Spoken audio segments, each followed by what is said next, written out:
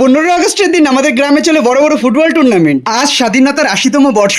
সকলকে প্রথমে স্বাধীনতা দিবসের শুভেচ্ছা। প্রতিবারের মতন এইবারও চলে আসি আমাদের বেতাইয়ের কলেজ ময়দানে দিনের বেলার 8 দলীয় যে ফুটবল টুর্নামেন্টটা হয় সেটা দেখতে। দুপুরে যেমন গরমও পড়েছে, দর্শকও যথেষ্ট পরিমাণে রয়েছে।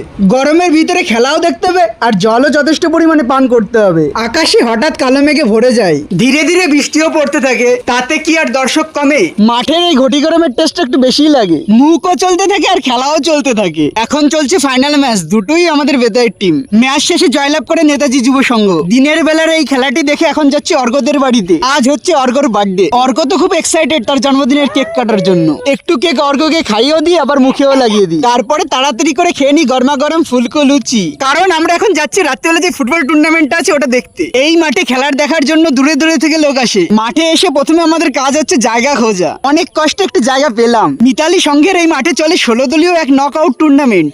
রাত 1টা অব্দি খেলা দেখে এখন পেয়ে গেছে খিদে। তার রোল খেয়ে এখন বাড়ির দিকে যাই। চলো বাই বাই।